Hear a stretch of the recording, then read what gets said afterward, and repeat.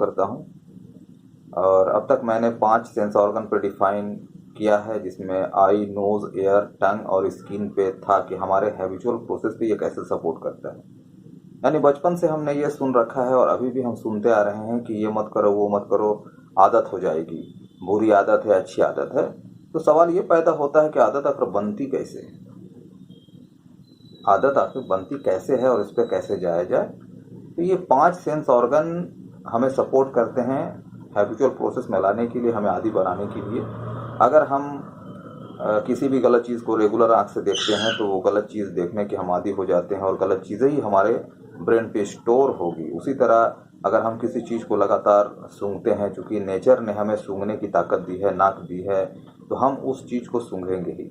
लेकिन अगर किसी गलत चीज़ को हम रेगुलर सूंघते हैं, जिस तरह से बच्चे, आमतौर पे छोटे छोटे बच्चे जो हैं डेंड्राइट या फिर पेट्रोल और भी बहुत सारी चीज़ें, नशीली चीज़ें जो आम तौर पे नहीं हैं, यूज़ की चीज़ें हैं, लेकिन उनको नशा के तौर पे वो उसे सूंघते हैं और इस तरह से वो नशा के आदी हो जाते हैं। उसी तरह हम देखते हैं कि जिस तरह हमारा टंग है, बहुत सारे लोग हैं जो ड्रग्स यूज़ करते हैं, ड्रग्स लेते हैं।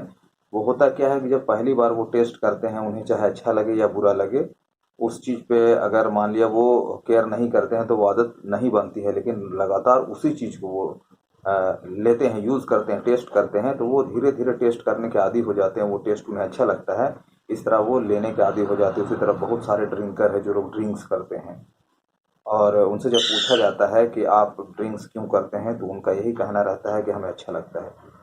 तो अच्छा क्यों लगता है? क्योंकि रेगुलर उस प्रोसेस से उन्होंने अपने आप को गुजारा है। उसी तरह एयर, अगर हम किसी भी चीज़ को लगातार सुनते हैं तो हमारा ब्रेन पे वो स्टोर होता है।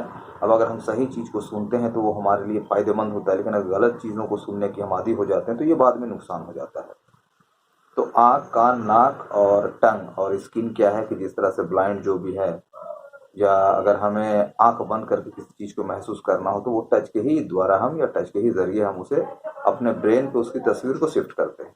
यानी जिस चीज़ को हम टच करते हैं, अगर वो नुकीला है तो टच से हमें समझ में आ जाता है कि ये नुकीला है और हमारा ब्रेन में एक पिक्चर उभरता है जिसके ज़रिए हम जान पाते हैं कि ये नुकीला है।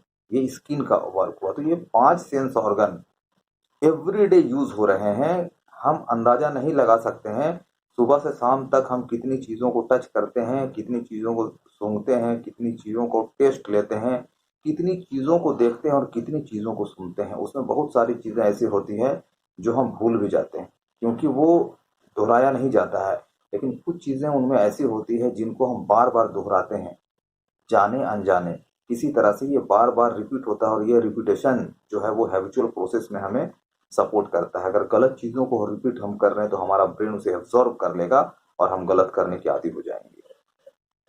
बहुत सारे ऐसे केसेस आए हैं जिसमें जो मर्डरर होते हैं वो करते क्या है कि वो अगर किसी से भी प्रभावित होके, अगर जब किसी का वो कत्ल करते हैं और लगातार करते जाते हैं तो उन्हें वो आसान लगने लगता है कत्ल करना। वही एक शरीफ आदमी से अगर अनजाने में भी कत्ल हो जाए, या वो किसी से लड़ाई हो, या फिर मान लिया कोई जानवर हो या कोई परिंदा हो, अगर उसके ज़रिए उसकी मौत हो जाती है तो उसे बहुत बुरा लगता है।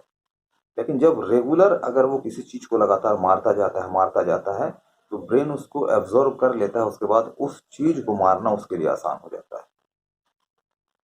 ये है हैबिचुअल प्रोसेस। क्योंकि मैं मार्शल आर्ट का ट्रेनर भी हूँ और मैं हमेशा जो ट्रेनिंग देता हूँ वो एक तरह से साइकोलॉजिकल होता है। मुझे मालूम है कि अगर मैं जिस चीज़ को ट्रेनिंग दे रहा हूँ, चाहे वो किक का हो या पंच का हो, किस अंदाज में मारने का हो, वो कब तक हम रेगुलर उस चीज़ को करें ताकि हैबिचुअल प्रोसेस में आ जाए। मैं बच्चों से हमेशा सवाल करता हूँ कि जैसे बाहर से कुछ बच्चे देखते हैं और जो मेरे पास ट्रेनिंग लेते हैं वो जब किक चलाते हैं तो बाहर के बच्चे भी देख के एक बार किक चलाते हैं। तो मैं सवाल करता हूँ कि देखो, वो बच्चा जो बाहर से, जो हमारे पास ट्रेनिंग नहीं ले रहा, फिर भी वो सीख गया, आखिर इसकी क्या वजह हुई? तो वो बोलता सर देखने के बाद तो कोई भी सीख सकता है। तो हम, तुम भी तो सीखे हुए हो। लेकिन दूसरा सवाल ये आता है कि क्या वो बच्चा, अगर हम उसे फाइट में उतार दे तो क्या वो सकेगा? वो नहीं सकेगा। क्यों नहीं सकेगा? वो सिर्फ चलाने सीखा है, सबकॉन्शियस माइंड में नहीं आया, हैबिचुअल प्रोसेस में नहीं आया है, वो यूज करने का आदी नहीं हुआ है। हम क्या करते हैं, बच्चों को जब ट्रेनिंग देते हैं उसके बाद उन्हें फाइट में उतारते हैं। पहले उनके डर को खत्म करते हैं जब वो रेगुलर फाइट में उतर के हारता है, जीतता है, कई प्रोसेस से जब वो गुजर जाता है, उसके अंदर से डर निकल जाता है कि अब हम आसानी से फाइट कर सकते हैं। और जिन चीज़ों को वो सीखा है वो जब अपने आप यूज होने लगता है तब उन्हें कॉन्फिडेंस आ जाता है कि अब वो यूज कर सकता है। ये एक प्रोसेस है और बहुत ही हाई लेवल चैप्टर है जो आमतौर पे लोग नहीं समझ पाते हैं। इन चीज़ों को समझते हुए अगर एजुकेशन को डिज़ाइन किया जाए तो बच्चे बहुत जल्दी सीख पाएंगे। और मैं नेक्स्ट सेगमेंट में बात करूंगा कि हमारी सोच किस तरह से हैबिचुअल प्रोसेस में हमें सपोर्ट करती है। All the best.